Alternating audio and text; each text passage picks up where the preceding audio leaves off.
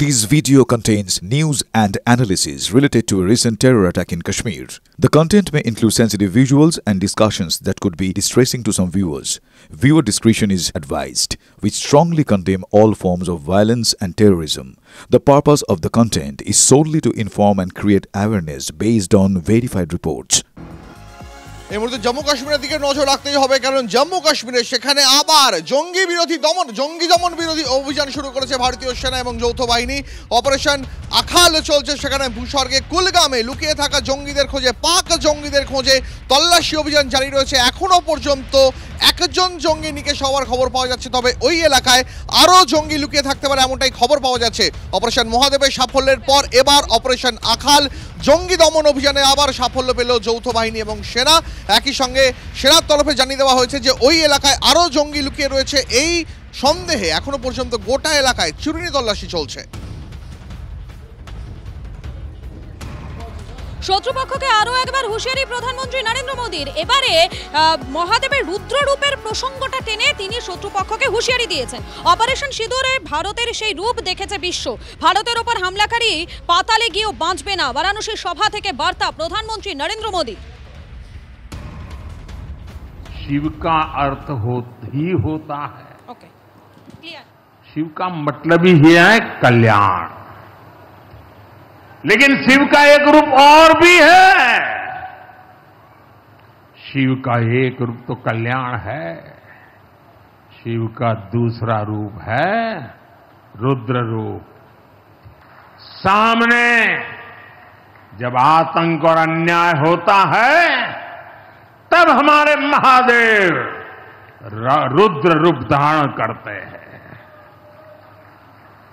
Operation सिंदूर के दौरान दुनिया ने भारत का यही रूप देखा है। भारत पर जो वार करेगा वो पाताल में भी नहीं बचेगा। এদিকে ফের ভিন দেশে বর্ণবিদ্বেষের ভয়াবহ ছবি।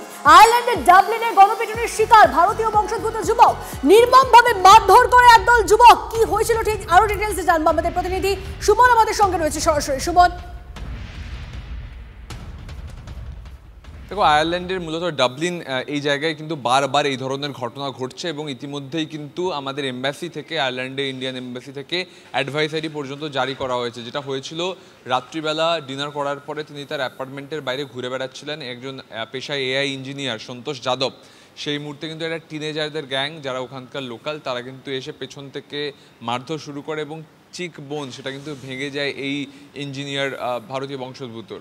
এবং শুধু একটা ঘটনা নয়, বারবার এই ধরনের ঘটনা ঘটছে যেখান থেকে কোথাও ভারতীয়রা আয়ারল্যান্ডে বসবাসকারী ডাবলিনে মূলত তারা বর্ণবিদ্বেষের শিকার হচ্ছেন এবং তাদেরকে বিনা প্ররোচনায় হঠাৎ করে কিন্তু মারধর করা হচ্ছে। সেই জায়গায় দাঁড়িয়ে ইন্ডিয়ান এমবাসি ইতিমধ্যেই কিন্তু আয়ারল্যান্ডের গভর্নমেন্টের সঙ্গে কথা বলেছে। তার সঙ্গে সঙ্গে আয়ারল্যান্ডের যে ন্যাশনাল গার্ড তাদেরকেও বলা হয়েছে পুলিশকে সচেতন থাকতে, যাতে ভারতীয়দের উপর কোনো ধরনের হামলা না হয়। তবে ইতিমধ্যেই কিন্তু এই যুবকের চোয়াল ভেঙে গিয়েছে, তার নাক থেকে গলগল করে রক্ত বেরিয়েছে। একদম অ্যাপার্টমেন্টের সামনে কিন্তু বর্ণবিদ্বেষের শিকার হতে হয়েছে জিনিসটা। ধন্যবাদ সুমন। অন্যদিকে মাঝ আকাশে বিমানের সহযাত্রীকে চড় মারার জের, গ্রেফতার অভিযুক্ত। মুম্বাই থেকে কলকাতাগামী ইন্ডিগো বিমানের এই ঘটনা ঘটেছে। ধৃত ব্যক্তির নাম জানা যাচ্ছে হাফিজুর রহমান। এয়ারলাইন্স কর্তৃপক্ষ অভিযুক্তকে সিআইএসএফ এর হাতে তুলে দেয়। তারপরে অভিযুক্তকে গ্রেফতার করে বিধাননগর থানার পুলিশ।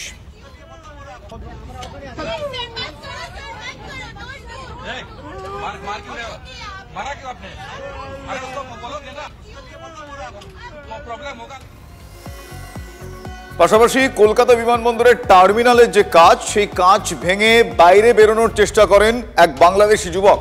সেই যুবককে এয়ারপোর্ট থানার পুলিশ গ্রেফতার করেছে। শুক্রবার দুপুরে ইন্ডিগোর বিমানে সিঙ্গাপুর থেকে কলকাতায় আসে বাংলাদেশি যুবক, যার নাম মোহাম্মদ আশরাফুল। হঠাৎ করেই দেখা যায় তাকে লাউঞ্জের যে কাঁচ, সেই কাঁচ ভেঙে তিনি বিমানবন্দরের বাইরে যাওয়ার চেষ্টা করছেন। সেই সময় তাকে আটক করা হয়। জিজ্ঞাসাবাদের সময় তার কথাবার্তায় বেশ কিছু অসংলগ্নতা রয়েছে বলে পুলিশ জানিয়েছে।